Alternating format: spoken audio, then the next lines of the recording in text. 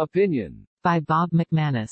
Gov. Cuomo for veep. Well, never say never, but it's unlikely. Yes, the governor is up to his neck in 5-star reviews for his management of the coronavirus crisis. His TV presence radiates calm competence. Clearly, he has gotten the poetry of governance in a maelstrom right. Whether he is on top of the prose of it remains to be seen, but it certainly seems so. And of such stuff are political superstars born.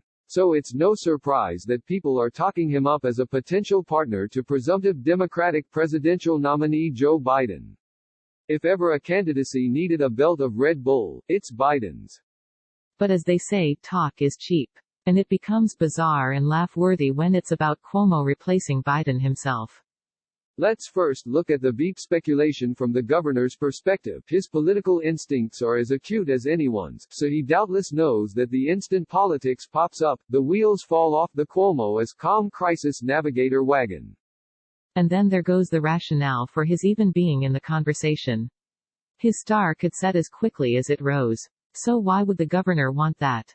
After all, he is only 62, solidly positioned in a party now dominated by superannuated fixtures on one side, and earnest but untested strivers on the other. Given that Biden, now 77, very likely would be a one-termer, next time around has to be looking pretty good to Cuomo.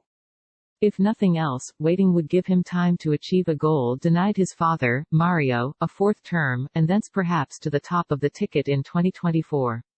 So, would a Cuomo vice presidential candidacy help Biden and the party's November ticket? Probably not much. The most obvious impediment would be Biden's incautious, unnecessary pledge to make a woman his running mate. It's always a mystery when polls box themselves in like that. If Democrats wanted a serious female contender, the primary process would unambiguously have elevated one. But there you have it. Thus Cuomo is roadblocked, and if Biden were to pick him anyway, the reaction from the party's identitarian activists would be explosive. Similarly, the organization's striver wing, most of those cluttering the various primary debate stages, plus others, would go apocalyptic about line jumping of any sort. Biden doesn't need that at all. Party poobahs would be against it. Democratic National Committee Chairman Tom Perez tends hard left, Senate Minority Leader Chuck Schumer has no love for Cuomo, and African American leaders, arguably the organization's single most powerful bloc, see the governor as an impediment to party diversity and thus to their own interests. Certainly, Cuomo's 10-year tenure itself bodes caution. Yes, he has been a reliable progressive, especially on guns, trendy egalitarian economic legislation and the various woke social causes. But he has also been aggressively pro-charter schools and thus a poison pill to teachers' unions, an often thuggish and influential special interest. This alone could kill his candidacy.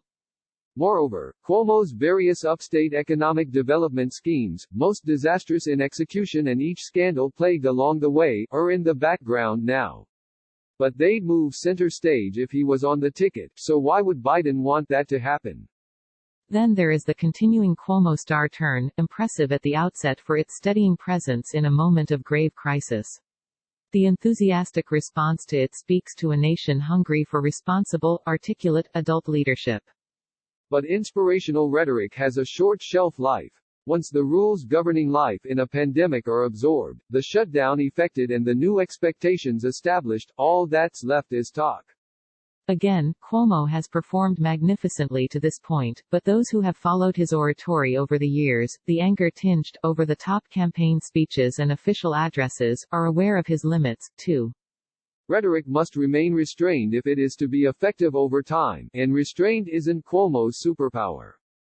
Biden and co. must know this, and so there they have another reason to keep the governor at arm's length. This, no doubt, they will do. New York and the nation, via the cable news nets, have benefited from Cuomo's contributions during this crisis.